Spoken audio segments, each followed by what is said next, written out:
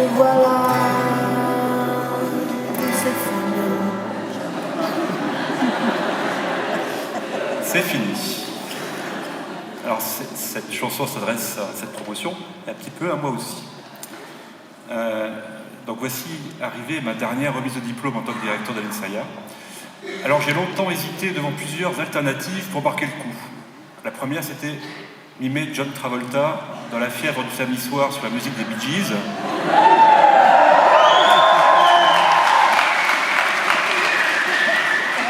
C'était une époque si joyeuse que j'étais hyper motivé, mais un reste de l'abago m'a prévenu que cela risquait de mal se passer.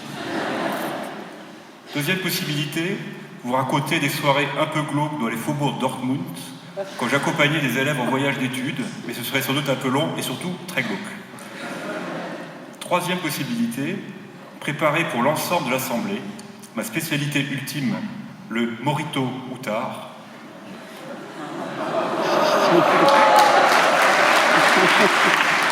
D'ailleurs, plutôt tard que tôt, et mieux vaut tard que jamais. Et puis, quatrième possibilité, faire un selfie avec les 700 personnes présentes ici cet après-midi. Les selfies qui chez moi s'appellent selfies, c'est pas mal. Mais ça paraissait là également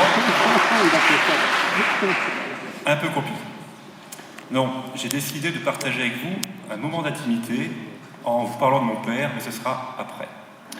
Tout d'abord, et avant d'évoquer votre promotion, j'aimerais remercier très sincèrement notre partenaire BASF pour son soutien et la présence de Jean-Marc Pétard, directeur de développement durable et des partenariats chez BASF, accompagné de Dominique Jonville, un fidèle également de BASF qui nous accompagne depuis de nombreuses années.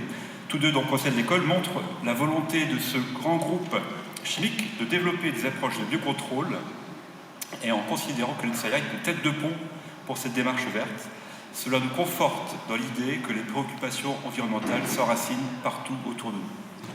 Nous sommes très fiers de ce partenariat et je tenais à le mentionner publiquement. Merci également à Yves pour sa présence et à Philippe Baguet qui me supporte depuis ces quelques années de travail en commun, lui en tant que président du conseil et moi en tant que directeur de l'école. À nous, chers élèves de la promotion 2016, Mich Mich, j'ai bien compris Mich Mich, je la retiens celle-là, nous célébrons aujourd'hui l'aboutissement d'un beau projet qui a nécessité des années de votre vie pour le mener à bien. Il a exigé de nombreuses ressources personnelles et matérielles de votre part, mais aussi de la part de votre famille. Je sais ce que représente pour vos parents ce moment particulier. Une étape de votre existence est franchie. Vous allez acquérir votre indépendance. Le cordon ombilical va se couper inexorablement. Pour vos parents, c'est un soulagement lié aux efforts fournis et c'est aussi la constatation que le temps passe très, voire trop vite. Chers élèves de la promotion 2016, vous n'êtes plus tout à fait les mêmes personnes que celles que vous étiez lorsque vous avez commencé vos études ici, à Nancy, dans cette belle ville qui venait du froid, mais si belle à vivre en définitive. Vous avez mûri vos expériences professionnelles et personnelles. Pour certains d'entre vous, votre césure ont contribué à vous faire évoluer. Et puis, il y a votre formation. Je peux vous assurer que la formation que vous avez suivie à l'ENSAIA est de qualité et qu'elle vous conduira sans conteste et rapidement sur le marché du travail. Les retours de vos responsables de spécialisation, très nombreux cet après-midi, autour de nous, montrent qu'une grande majorité d'entre vous se trouve déjà en activité professionnelle et c'est une grande satisfaction pour nous. Je dois associer à cette réussite l'ensemble des personnels de l'école, enseignants, personnel technique et administratif. Je tiens à souligner leurs compétences, leur motivation et leur disponibilité sans faille. Avant que nos chemins se séparent, j'ai 4 réflexions à vous soumettre. La première est liée au savoir. Savoir que vous avez accumulé durant votre formation et qu'il vous faudra continuer à faire prospérer. Einstein a dit « La connaissance s'acquiert par l'expérience, tout le reste n'est que de la formation ». Notre monde va connaître des mutations profondes durant les prochaines années. Vous allez devoir mettre en action, expérimenter votre savoir pour contribuer à votre niveau à trouver les solutions qui permettront à tout un chacun de se nourrir et d'évoluer dans un environnement sûr et sain. Vous avez cette responsabilité car savoir et ne pas faire usage de ce savoir est pire qu'ignorer. La deuxième réflexion est liée à la crise économique et au climat envenimé par des actes terroristes qui nous entourent. Nous avons et nous aurons sans doute encore des moments difficiles à passer. Balzac a dit « La joie ne peut éclater que parmi des gens qui se sentent égaux ». Et Périclès, il n'est point de bonheur sans liberté, ni de liberté sans courage. Et enfin, Léopold Sédar Senghor, le premier président de la République du Sénégal, a dit « J'ai rêvé d'un monde de soleil, de la fraternité de mes frères aux yeux bleus ». Égalité pour la joie, force et courage de la liberté, fraternité pour le respect d'autrui. Égalité, fraternité, liberté, fraternité, pardon.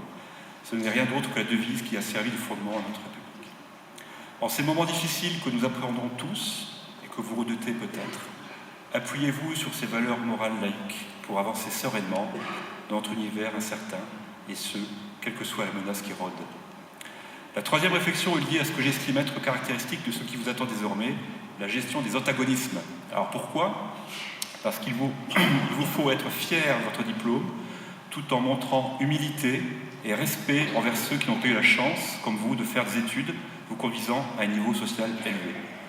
Parce qu'il vous faut déployer toute votre énergie dans l'entreprise qui va vous accueillir et ainsi participer à son essor, tout en n'oubliant pas de consacrer du temps, une part de cette énergie à votre famille et à vos amis.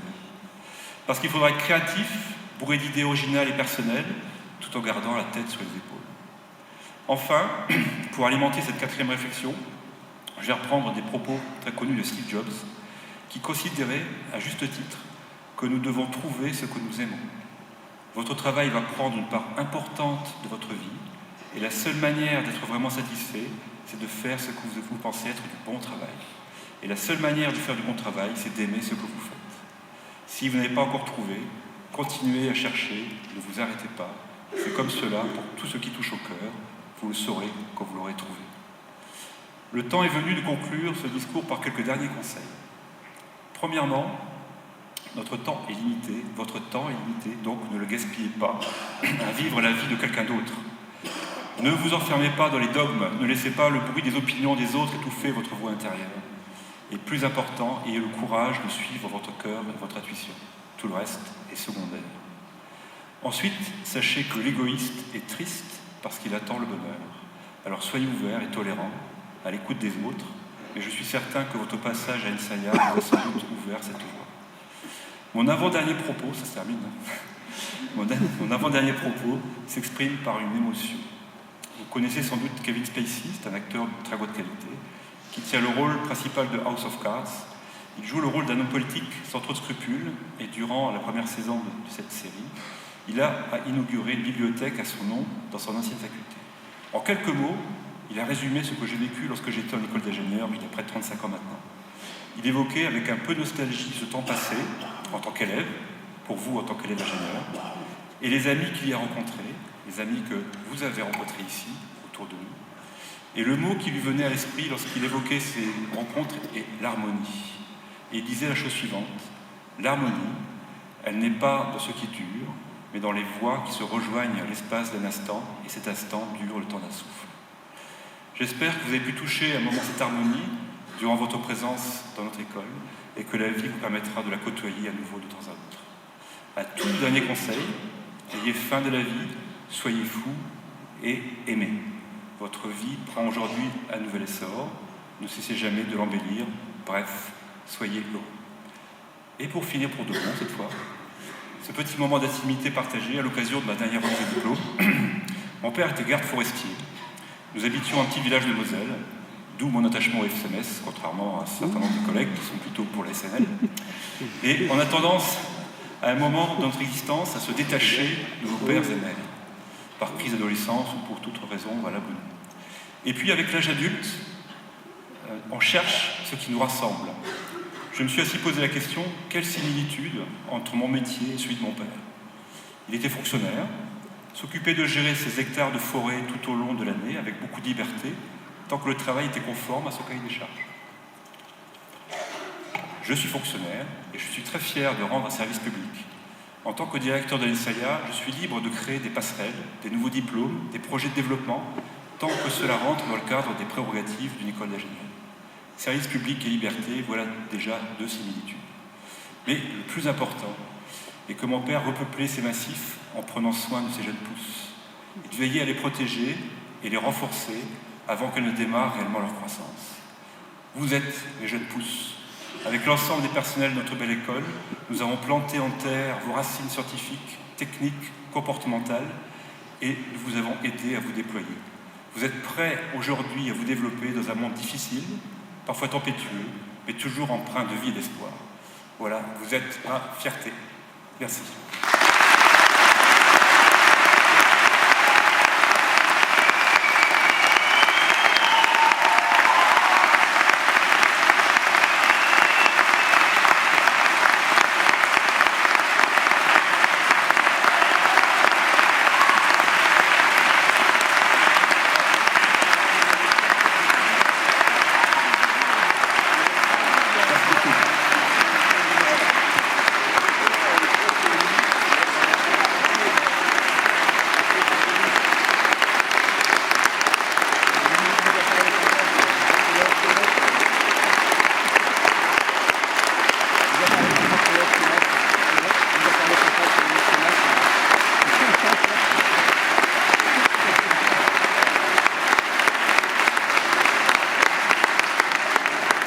Merci beaucoup.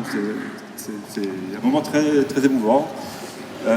Mais the show must go on. Donc, il me semble que nous avons une vidéo à faire passer, une vidéo préparée par les étudiants, avant la remise des diplômes.